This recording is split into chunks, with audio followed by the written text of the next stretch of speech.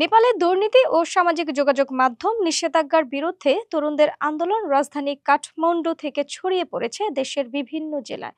সহিংসতায় ইতিমধ্যেই অন্তত ১৯ জন নিহত হয়েছেন, আর প্রশাসন একাধিক এলাকায় কারফিউ জারি করেছে। মঙ্গলবার সকাল থেকেই দেশের তরুণরা রাস্তায় নামতে শুরু করেছেন। পার্লামেন্ট ভবনের সামনে নতুন বানেশ্বরে তরুণরা জড়ো হচ্ছেন, তবে হাতে কোনো ব্যানার বা প্লেকার্ড নেই। এক অংশগ্রহণকারী বলছেন, গতকালের ঘটনাই সরকারের ব্যর্থতা প্রমাণ করেছে, তাই আমি তরুণদের পাশে দাঁড়াতে এসেছি। এর আগে সোমবার জেনারেশন জি এর বিক্ষোভে দুর্নীতি ও সামাজিক যোগাযোগ মাধ্যম নিষেধাজ্ঞার প্রতিবাদে ১৯ জন নিহত হন।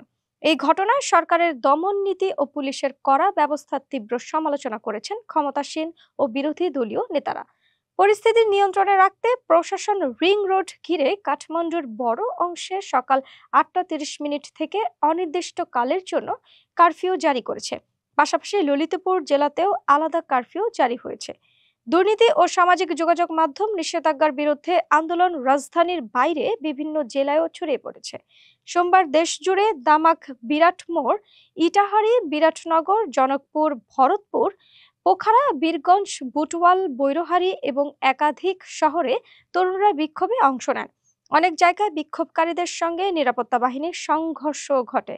সুনসারির ইটহারি সাব মহানগর কার্যালয়ের সামনে সংঘর্ষে পুলিশ গুলি চালায়, এতে ২ জন নিহত এবং ১ জন আহত হয়েছেন। বিক্ষোভকারীরা কার্যালয়ের মূল ফটক, মেয়রের দফতর ও ২টি বাড়ি ভাঙচুর করে। ঘটনার পর দুপুর ৩:৩০ থেকে ইটহারির মূল এলাকায় কারফিউ জারি করা হয়। ঝাপার বিরাটমোড় ও দামা এলাকায় সংঘর্ষে ১ ডজনেরও বেশি মানুষ আহত হয়েছেন।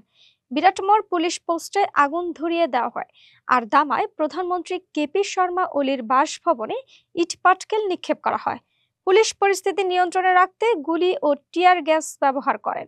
রাত ৮:৩০ থেকে ভোর ৫টা পর্যন্ত ওই এলাকায় কারফিউ জারি থাকে। পোখারায় কাস্কি জেলা প্রশাসন অনির্দিষ্টকালের জন্য কারফিউ জারি করেছে।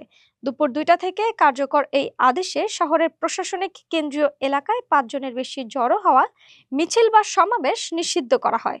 পরিস্থিতি সহিংস হলে police tear gas, rubber bullet ও পানি কামান ব্যবহার করেছে। সংঘর্ষে ২ বিক্ষোভকারী গুলিবিদ্ধ হন। নেপালি সংবাদ মাধ্যমের প্রতিবেদনে বলা হয়েছে, দেশের বিভিন্ন জায়গায় মূলত কলেজ শেষে শিক্ষার্থীরা রাস্তায় নামলেও পরে অন্যান্য শ্রেণীর মানুষও আন্দোলনে যোগ দেন। এতে বিক্ষোভ দ্রুত ছড়িয়ে পড়ে এবং পরিস্থিতি নিয়ন্ত্রণের বাইরে চলে যায়।